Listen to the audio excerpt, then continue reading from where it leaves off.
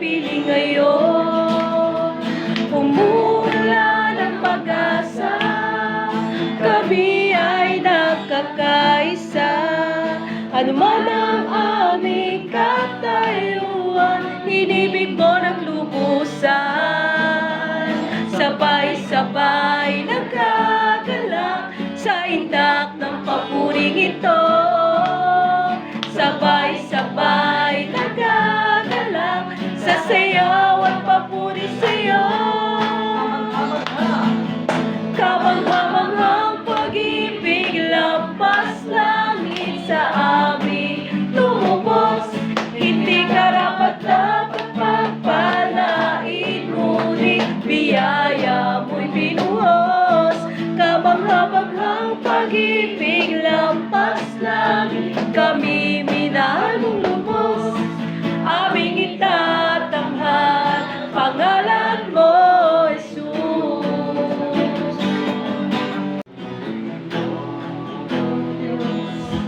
May kagalakan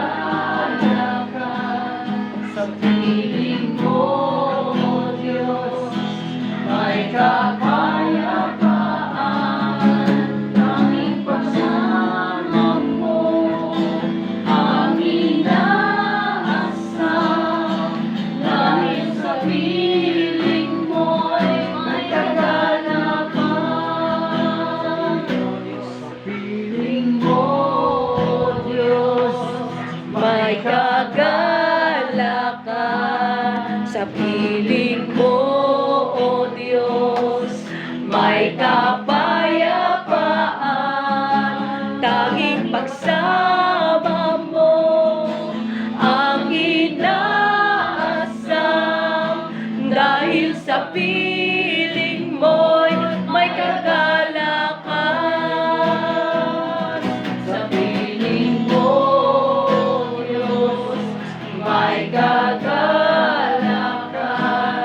Sa piling mo, O Diyos, may kapayapaan.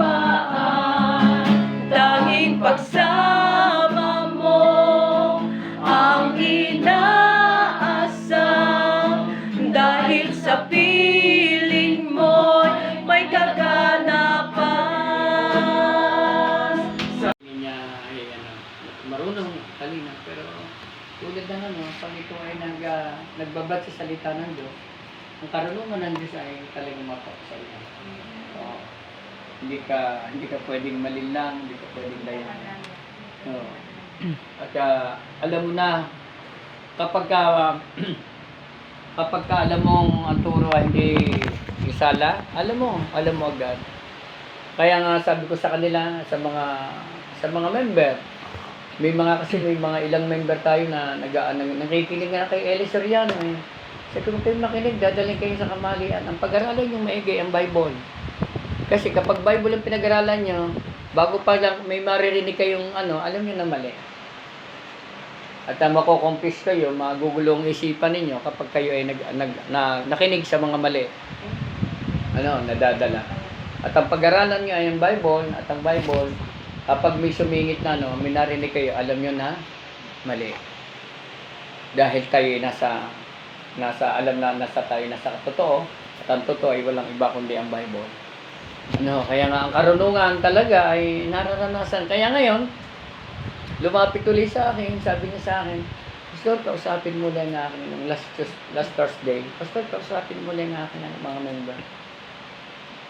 Sabi ko, kayo po ang kanilang gusto ko ikaw na mas nakikinig sa iyo. Sabi ko, merong yung espiritu na meron ako, sabi ko sa kanya, meron din kayo. Kaya lang, ang tanong nga ay, kung meron nga bang espiritu na nagtutuwid. Kasi hindi ho lahat na nagtuturo ay merong spirit ng pagtanggap ng katotohanan. Kaya nga tayo, kapag tayo talaga nabuhay sa katotohanan, madali tayo may tuwid, madali tayo matuto mula sa salita ng Diyos. Kaya sabi ko sa Lord, salamat na yung isang katulad natin ay magagamit para sa kanila. At praise the Lord sa buhay ko at tayo. Kaya tayo nakapagturo dahil ang pinag-aaralan talaga natin ay walang iba kundi yung purong salita ng Diyos. Ito lang po talaga magtuturo. Kaya nga sabi dito, makikita natin si John 4:24, you will know the truth and the truth will set you free. Ano, ang katotohanan, kapag nakita mo ang katotohanan sa pamamagitan ng Biblia, malalaman mo marami kang matutuklasang mga katuruan. Minsan wala sa Bible. Wala. So, salamat sa Diyos. Kailangan talaga na merong nangunguna ay talagang sinasamahan ng Espiritu Santo. Espiritu Santo. At gusto kong pag-aralan natin ang kay Nehemiah. Alam natin na ang mga paulit-ulit lamang na nangyayari sa mga Israelita na pagbabalik at manghihina ang mga Israelita dahil sa mga namumuno.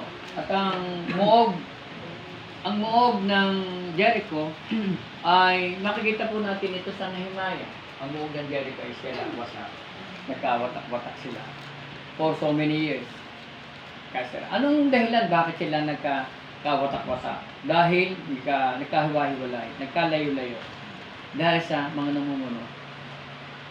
At ang mga namumuno rin ay tumalikod ng lamig, humiwalay sa kalooban at kautusan ng Diyos. Kaya nga, merong sunduni ka muna.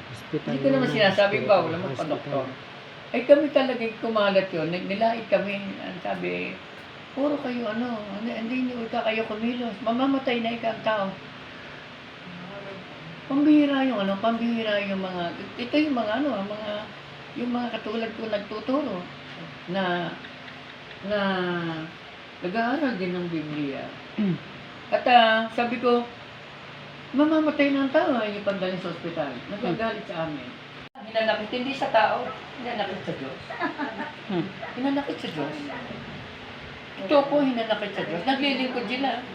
Kaya tayo, marami nagsasabi sa atin na tayo born again, tayo mga Kristiyano. Pero para bang hindi mo maranasan ang kapangyarihan ng Diyos. Natin na kapag ang mga Israelita ay nagbalik loob, humingi ng tawad, anong balik? Sabi ng Diyos, kahit kayo ay nagkalat, kahit kayo nagkahiwa-hiwalay, titupunin ko dito.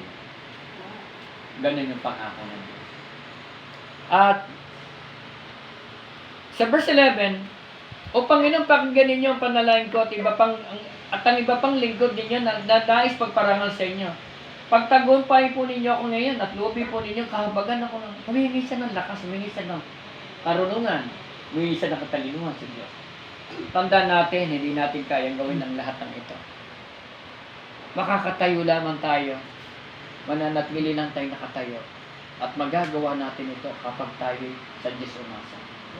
Humingi ng tulong.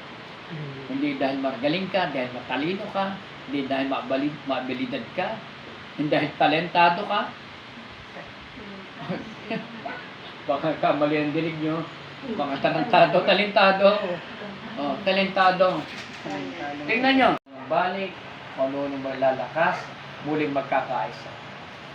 Ang pagtatayo ng isang wall, tingnan nyo po, ay sa pamamagitan ng pagkakaisa. Kanina sinabi ko sa mga kabataan, nagkaroon sila ng laro. Merong nahirapan sa laro. Ang mga kalalakihan, ang bilis na nakagawa. Kasi, nakita ko kasi, nung ginagawa ng mga kabataang lalaki, ay sila masaya. At dahil sila masaya, nag-i-enjoy sila na ginagawa nila, nagkaroon sila ng cooperation. Nagkaroon sila ng unity. At yung unity yun, tulad ng ganito, nabuo sila. At madali nilang naisagawa yung mga larong yun. At madali nilang natapos. Ang mga babae, ulit-ulit, dahil Walang nagpupuntahan sa mga lalaki. yes, walang ganitong gagawin nyo. Lahat ay sumunod doon sa pinagawa. Dahil merong one spirit. Baka mamaya, may espiritu palang nagmamagaling, may espiritong nagmamarunong, may espiritong yan. O, diba? So, Doon natin nakita, kaya sabi na Ruray kanina, ano hindi naman itinuloy na Ruray. Ako nagpatuloy sa kanila. Sabi ko, alam niyo ba kako kung ano ang pinagagawa sa inyo? Nung sila nagpipicture tape, ano ba kako? Anong ibig sabihin niya? Para magawa natin, matapos natin ang maaga. Ang lahat ng bagay na may kinalaman sa atin, sa pamilya, sa church, ay dahil sa unity. Merong kooperasyon. At ang mga lalaki, nag-i-enjoy. Dahil kasi nagkaisa sila, nakikooperate sila sa isa't isa. At madali nila nagawa. Determinado. Buo. Sumusunod sa Diyos. Kailangan meron kang determinasyon. Kahit pa ng hadlang. Kasi may ginagamit na hadlang sa iyo. Tama ba? Pipigilan ka. Pero si Nehemiah, ginawa niya, hinahadlang siya, gagamit ang mga tao, matataas ang mga posisyon. Hindi siya natigating. Dahil alam niya na malinaw ang pinapagawa ng Diyos. Malinaw na narinig.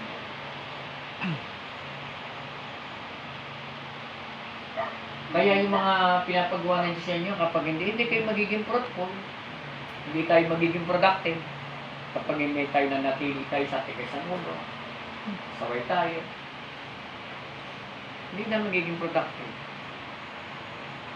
Alam niyo, yung mga pinuno pare, mga opisyal ng Jerusalem, nagtaisa sila. At kaya ang bilis na naitayo na, nagulat si Sanballat at saka si Tobias, nakita nila, gano'n sa isang isla pata ay, gano'n, nagulat nila, naitayo na nila. 52 days. Ha? 52 days. Inaasahan nila, sinasabi nila, ano tinatayo nila? Sabi ni Tobias tsaka ni Sanballat, ano tinatayo nila? Ano? Bahay ng aso? Ayan. Pero nakakatuwa ang ginawa na. Kailangan, sa lahat ng narito, kailangan marunong kang tumayo. Sa sinabi ng Diyos para magamit ka ng Panginoon. Ako po tuwa kay Nehemiah ng mga balitaan niya. Na nabalitaan niya ng nangyayari sa Jerusalem. At may magandang mangyayari. Hindi lang yung building ang matatayo, kundi mismo yung spiritual status ng mga namumuno ay maaayos. Marirebuild din. Muli may